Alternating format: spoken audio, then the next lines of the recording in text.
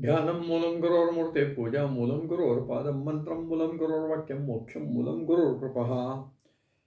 सर्व भक्तमंडळांना नमस्कार. मी प्रमोद रेंगे आणि आपण पाहतात माझं यूट्यूब चॅनल मोक्षगुरू रामकृष्ण सरस्वती गुरु. या ठिकाणी आज मी मला वाटतं 148वा व्हिडिओ या ठिकाणी करणार आहे. सॉरी, 146वा व्हिडिओ आज करणार आहे. आणि हा व्हिडिओ देखील माझे चुलते अण्णा रेंगे यांनी जे काही आठवणी लिहून ठेवलेल्या आहेत त्याच्या आधारावर करणार आहे. आणि आजचा जो व्हिडिओ आहे तो सद्गुरू वायुवेगाने प्रवास करीत असत याचा तो एक उत्तम नमुना आपल्या पुढे मी सांगणार आहे. यामध्ये अण्णा रेंगे यांनी ज्या आठवणी लिहून ठेवलेल्या आहेत त्याच्यामध्ये 1966ची आठवण आहे. 1966ची आठवण आहे. मला असं वाटतं 1965 साली विश्व हिंदू परिषद ची स्थापना संघ परिवाराच्या माध्यमातून करण्यात आलेली आहे. संघ परिवाराच्या माध्यमातून करण्यात आलेली आहे. आणि प्रयाग येथे त्यावेळेस कुंभमेळा पण भरलेला होता. स्थापना मला वाटतं मुंबईत झालेली आहे विश्व हिंदू परिषदेची. आणि कुंभमेळा त्यावेळेस प्रयाग येथे चालू होता. आणि 23/1/66 त्या ठिकाणी विश्व हिंदू परिषदेने पहिले विश्व हिंदू संमेलन आयोजित केलेलं होतं. आणि त्याचं वैशिष्ट्य म्हणजे आपल्या धर्मातले, सनातन धर्मातले, निरनिराळ्या पंथातले जे कोणी आचार्य असतील, जे कोणी पीठाधीश असतील, जे कोणी सत्पुरुष असतील, जे कोणी साधू असतील, जे कोणी संन्यासी असतील, त्या सगळ्यांना त्या ठिकाणी एकत्रित करण्याचा निर्धार केलेला होता. आणि सर्वात वैशिष्ट्य म्हणजे आद्य शंकराचार्यांनी जी 4 पीठं स्थापन केलेली आहेत आणि त्या 4 पीठावर सध्या जे शंकराचार्य म्हणून पीठाधीश आसनस्थ झालेले आहेत, तर त्या चौघांनाही त्या ठिकाणी एकत्रित बोलवण्याचा या ठिकाणी मानस होता आणि एक प्रयत्न होता की या सर्वांनी एकत्र यावं. काय असेल तर असो, चारही टोकाला भारताच्या हे मठ स्थापन झालेले आहेत. आणि ती मंडळी त्या भागात हे पीठाधीश काम करत असतात. पण या सगळ्यांना एकत्र आणावं ही एक कल्पना गोलवळकर गुरुजी जे जे राष्ट्रीय संघटनेचे संघचालक होते, गोलवळकर गुरुजी, त्यांची होती. आणि गोलवळकर गुरुजींची एक आध्यात्मिक अशी त्याला बॅकग्राऊंड म्हणतात ती होती. गोलवळकर गुरुजी यांनी हे अखंडानंदांचे शिष्य होते. आणि अखंडानंद, स्वामी अखंडानंद हे स्वामी विवेकानंदांचे गुरुबंधू आहेत. म्हणजेच त्या दोघांचे गुरु कोण आहेत तर रामकृष्ण परमहंस आहेत. आणि या अशा परंपरा लाभलेल्या आणि संन्यासी असलेल्या श्री गुरुजी हे संन्यासी होते. जरी ते संघचालक होते तरी त्यांनी संन्यासी होते आणि त्यांनी संन्यस्त जीवन पूर्णपणे पाळलेलं होतं. तर त्या परंपरेतले असल्यामुळे त्यांना ही सगळी कल्पना सुचली. आता मी का सांगतोय की विश्व हिंदू परिषदेच्या स्थापनेतनं एक मोठं कार्य आत्ताच आपल्यासमोर या 2 वर्षात उभं राहिलेलं आहे. ते म्हणजे अयोध्ये येथे रामलल्लांचं मंदिर. हे मंदिर कित्येक शतकं अस्तित्वात नव्हतं, गाडलं गेलं होतं. त्या ठिकाणी मशीद उभी केलेली होती आणि त्या रामलल्लाचं मंदिर आता भव्य दिव्य मंदिर उभारलेलं आहे. आणि याची संकल्पना या विश्व हिंदू परिषदेची जी स्थापना झाली त्याच्यानंतरच त्याला वेग आलेला आहे. त्याच्यापूर्वी हे प्रयत्न झालेले आहेत, पण विश्व हिंदू परिषदेच्या स्थापनेनंतर ते झालेले आहेत. आणि हे असल्यामुळे त्यावेळेस विश्व हिंदू परिषदेचे कार्यकर्ते म्हणजेच राष्ट्रीय स्वयंसेवक संघाचे स्वयंसेवक हे सगळे त्या कामात गुरफटलेले होते. आमचे अण्णा हे देखील संघाचे स्वयंसेवकच होते आणि आमचं रेंगे करण्यात सगळेच संघाचं काम करणारी मंडळी आहेत, संघाचं स्वयंसेवक आहेत. भले ते रोज काम करत असतील, पण संघ विचाराने प्रेरित असलेले सगळे लोक आहेत. तेव्हा अण्णा देखील काम करत होते. आणि मग तिथलचे जे स्थानिक पदाधिकारी होते नगरमधले, त्यांच्या माध्यमातून अण्णांनी आपल्या महाराजांना, क्षीरसागर महाराजांना त्या विश्व हिंदू परिषदेच्या हे जे संमेलन भरवलंय त्या संमेलनाला आपण चलावं, आपण यावं असं निमंत्रण द्यायला अण्णा आणि ते पदाधिकारी गेले होते. गुरुदेवांनी त्या निमंत्रणाचा तर स्वीकार केलाच. निमंत्रणाचा स्वीकार केला, परंतु ते म्हणले माझं जे इथं काम चाललंय ते काम खंडित करून मी काही तिथे येऊ शकणार नाही, पण माझा या गोष्टीला आशीर्वाद आहे, माझा या गोष्टीला आशीर्वाद आहे.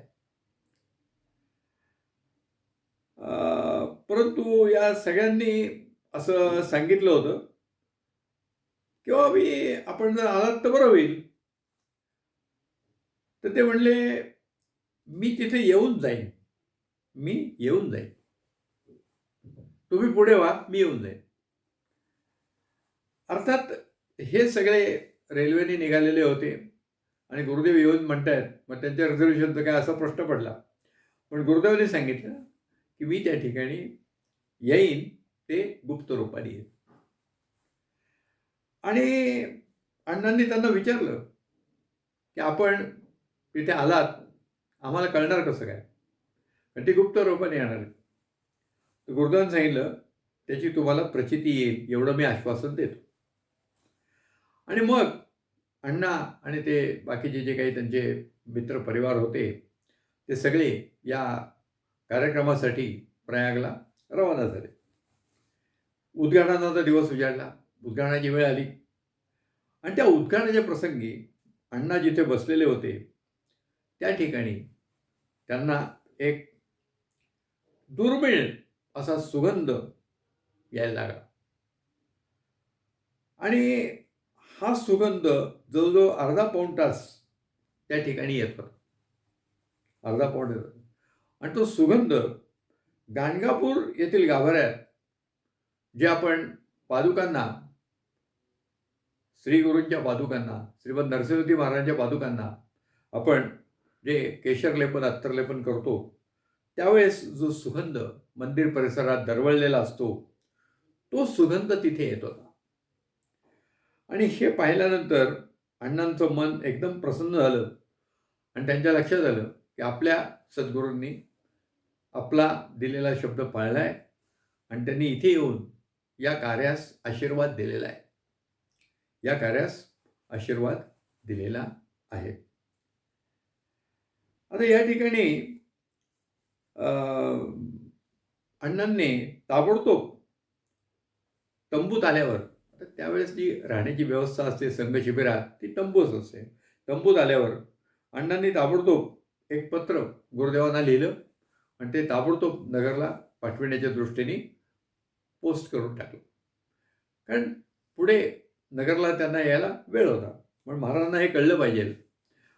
म्हणजे या ठिकाणी विश्व हिंदू परिषदेने आयोजित केलेल्या या संमेलनात चारी शंकराचार्य उपस्थित होते आणि हे चारही शंकराचार्य उपस्थित असताना देखील आपले सद्गुरू जे दत्तात्रय स्वरूप आहेत, दत्तात्रयाचे अवतार आहेत, भगवान श्री शंकरांनी स्थापन केलेल्या गुरु परंपरेतील श्री गुरुपदावर विराजमान झालेले असे आपले जे महाराज आहेत, त्यांनी या कार्यास आशीर्वाद दिलेला आहे. आणि त्यातनंच ही राम जन्मभूमीची किंवा रामलल्लाच्या मूर्तीचं आता मंदिर त्या ठिकाणी निर्माण झालेलं आहे. म्हणजे ही जी काही कार्य होत असतात सनातन धर्मात, त्याला ईश्वरी आशीर्वाद त्या ठिकाणी प्राप्त झाले होते असा त्याचा अर्थ आहे. खरं म्हणजे अण्णांनी तिथे लिहिताना एक थोडी काय त्याला म्हणतात टायपोग्राफिकल एरर अशी झाली आहे की अण्णांनी त्यात असं लिहिलं होतं की विश्व हिंदू परिषदेचे चारी पीठाधीश येणार आहेत, विश्व हिंदू परिषदेचे चारी पीठाचे आचार्य येणार आहेत असं लिहिलं होतं. त्यामुळे मला परत ते वाचताना थोडं गोंधळ झाला, कारण अण्णांनी आम्हाला तोंडी शंकराचार्य आले होते चारी असंच सांगितलं होतं. आता ते आम्ही लहान होतो, आम्ही ऐकलं होतं, घरात जी बोलणी चालतात त्यातलं, पण ते माझ्या डोक्यात होतं. पण इथं वेगळं लिहिलेलं आहे. मग मी काय केलं, सध्या आपल्याकडे AI ची एक महती सुरू झालेली आहे. त्या AI मधनं त्या संमेलनाचा इतिवृत्त मला तपासायला मिळालं आणि त्याच्यामध्ये उल्लेखच आहे की चारी शंकराचार्य आले होते आणि पुरी आणि द्वारकाच्या शंकराचार्यांनी त्या संमेलनाला संबोधित केलेलं आहे. म्हणजे आपल्याला असे जेव्हा आपण काहीतरी सांगतोय गुरुदेवांचे अनुभव, तेव्हा आपल्याला त्यातली ऑथेंटिसिटी पडताळणं हे गरजेचं असतं. आणि हे बघितल्यावर माझ्या मनात मी निश्शंक झालो आणि हा अनुभव किती वैशिष्ट्यपूर्ण आहे. म्हणजे सनातन धर्मातल्या होऊ घातलेल्या कार्याला आपल्या गुरुदेवांनी आशीर्वाद दिला आहे, कारण ते परमात्मा स्वरूप आहेत. वायुवेगाने हा अण्णांनी महाराजांनी प्रवास केलेला आहे, कारण अण्णा आणि ही मंडळी पुढे गेलेली आहेत आणि वायुवेगाने प्रवास म्हणजे काय, एका क्षणात नगरून एका क्षणात ते त्या ठिकाणी पोहोचलेले काय, असा हा भाग आहे. आता या ठिकाणी वायुवेगाचा मी उल्लेख केला, तर वायुवेगाने प्रवास केल्याचं उदाहरण आपल्याला गुरुचरित्रात सापडतं का? तो होय, सापडतं. आपल्या श्री पवित्र श्री गुरुचरित्र या ग्रंथामध्ये कामत यांची पोथी आहे, त्यातल्या 43व्या अध्यायात एका विणकर भक्ताला श्रीमद नरसिंहदेव महाराजांनी एका क्षणात श्रीशैलम येथे श्री पर्वतावर नेलेलं आहे. त्याची गोष्टच अशी आहे की त्या ठिकाणी शिवरात्रीला श्रीशैलमध्ये मोठा उत्सव असतो, स्थान महात्म्य आहे आणि त्या उत्सवाला अनेक लोक त्या ठिकाणी जात असतात.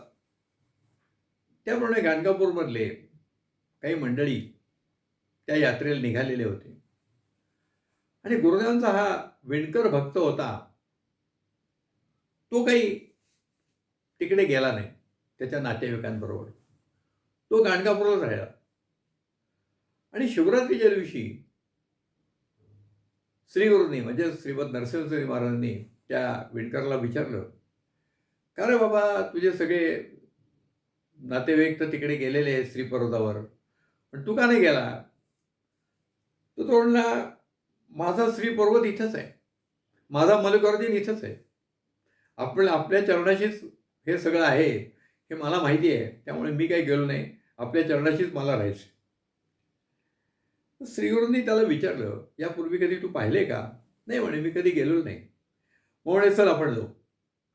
आणि म्हणे, माझे पादुका आहेत, त्याला जरा धरून बस, त्या आसनाला धरून बस. आणि डोळे मिटून घे. ते डोळे मिटल्यानंतर एक 2 क्षणात गाणगापूर ते श्रीपर्वत, श्रीशैलम असा प्रवास त्यांचा झाला. त्या ठिकाणी श्रीशैलमला आल्यावर त्याला डोळे उघडायला सांगितले. मग त्यांनी बघितलं यात्रा भरलेली आहे, सगळे यात्रेकरू आहेत. सगळी यात्रा आतमध्ये शिवलिंगाचं दर्शन घ्यायला जाते. हे सगळं पाहिल्यानंतर त्याला भरून आलं आणि महाराज म्हणले की असं कर, तू आता स्नान वगैरे करून तू दर्शन घेऊन ये. आणि मग त्यांनी क्षौर केलं, स्नान केलं आणि तो आला. तोपर्यंत त्याचे सगळे नातेवाईक त्याला तिथे भेटले आणि ते म्हणले, का रे आमच्याबरोबर आला नाही, तू लपतछपत आमच्या मागे आला का? ते म्हणले, नाही, मी आत्ताच सकाळी दुपारी श्रीगुरूंच्या बरोबर इथे आलेलो आहे, महाराज इथे आलेले, त्यांच्याबरोबर मी आलेलो आहे. त्यांनी त्याला वेड्यात काढलं. मग त्यानंतर यांनी आतमध्ये जाऊन दर्शन घेतलं, शिवलिंगाचं दर्शन. तिथे जी शिवपिंड आहे तिथे दर्शन घ्यायला गेले. दर्शन घेत असताना त्याच्या असं लक्षात आलं की त्या शिवलिंगावर श्रीमद नरसिंह सरस्वती स्वामी महाराज तिथे बसलेले आहेत आणि सगळ्या लोकांची पूजा ते स्वीकारत आहेत. हे सगळं पाहिलं, हा दर्शन घेऊन आला आणि मग त्यांनी नरसिंह महाराजांना विचारलं की स्वामी, आपणच तिथे आहात की आपणच पूजा घेताय, मग आपण तिथे असताना इथे येण्याचं कारण काय? तर त्यामुळे तिथं त्यांनी स्थान महिमा जो असतो त्याची कथा त्याला सांगितली आणि पुढे ते झाल्यावर दुपारच्या वेळेस संध्याकाळच्या वेळेस ते परत त्याला घेऊन गाणगापूरला आले.